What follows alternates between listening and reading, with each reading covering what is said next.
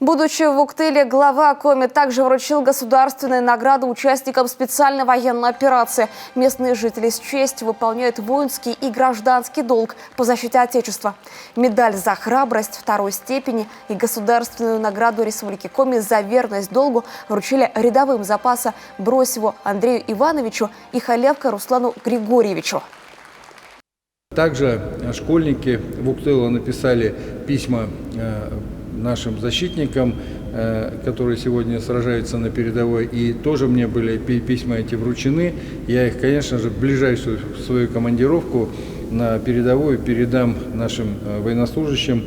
И также было передано письмо для того, чтобы показать помощь в технической поддержке нашим бойцам, в том числе автомашине УАЗ. Тоже это письмо сегодня же запустим в работу и постараемся в ближайшую командировку выполнить этот наказ.